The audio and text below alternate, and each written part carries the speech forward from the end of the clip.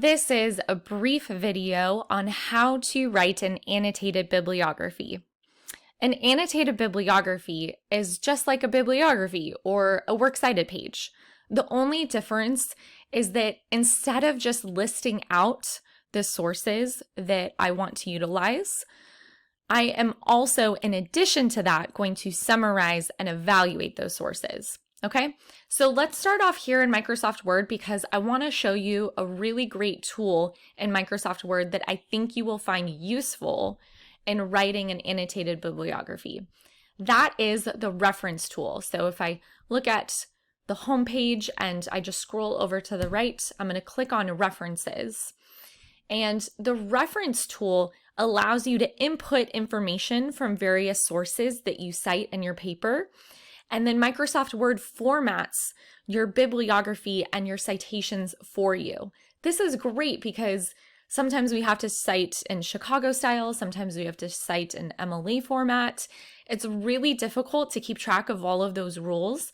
So instead of having to do that, I'm just going to give Microsoft Word all of the information that I have, and it's going to format everything for me. So let's say I'm doing research for my research binder. My topic is on development, and I come across a book that I think will be really useful in writing my position paper, so on and so forth, and that is Development is Freedom. Little side note, this is one of my favorite books of all time, so that's why I chose it. If you haven't read this book, I highly recommend it. Okay, so I'm reading the book.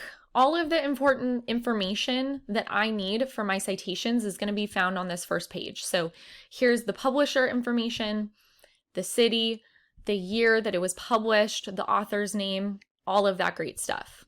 So I'm going to go back to Microsoft Word and I'm going to click Insert Citation. And I'm going to tell Microsoft Word what kind of source I'm utilizing. Sometimes you're going to use a website, sometimes it's going to be an article in a periodical. In this case, I'm citing a book. So I'm going to fill in the author's name. The author's name is Amartya Sen.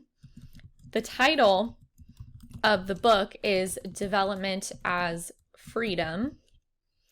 The city that it was published in is Oxford. And then the publisher is Oxford University Press. Finally, the year is 1999. I'm going to click OK.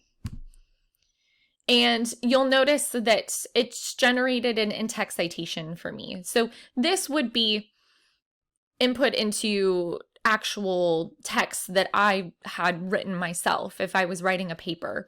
But in this case, we're actually not going to need the in-text citation.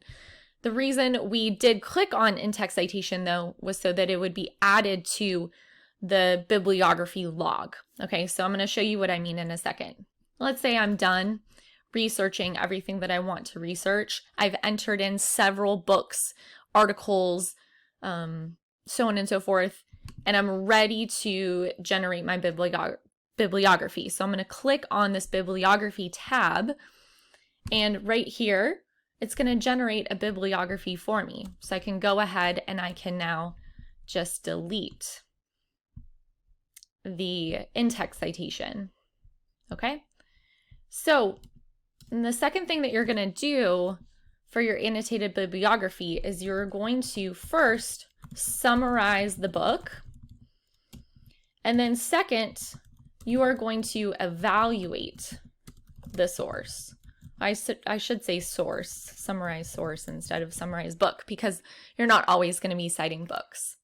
Okay, so I'm not actually going to write out the short paragraph, make you sit through that here on this video, but you should, at the bottom of the particular source, you should first summarize it. So give about 2 to 3, maybe even 4 or 5 sentences on the book. What is the author arguing in the book? What is its main pieces of evidence? Maybe there's like empirical data that is really relevant to the argument that the author is making. Just if you read this book and then 3 months later look back at your annotated bibliography and you forgot most of what the book was about, what would you want to tell yourself? Okay, so this is almost like writing notes to yourself. And then the second thing that you're going to do in that paragraph is you're going to evaluate the source. So in your evaluation, you want to maybe talk about what part of your research this source complements. What do you know about the credibility of the source itself? What do you know about the author? Amartya Sen, for instance, is somebody who's had a lot of influence, a lot of impact over the UN and specifically the Sustainable Development Goals. And then lastly, maybe what are the strengths and weaknesses, the limitations of this source? Like, what questions do you still have? What areas of your research does the source not really fulfill for you? So in the second part, you basically want to tell your MUN advisors, why you think this is a good source, but also tell us, what the weaknesses of it are as well. Okay, so first you're summarizing it, and then second you're evaluating it.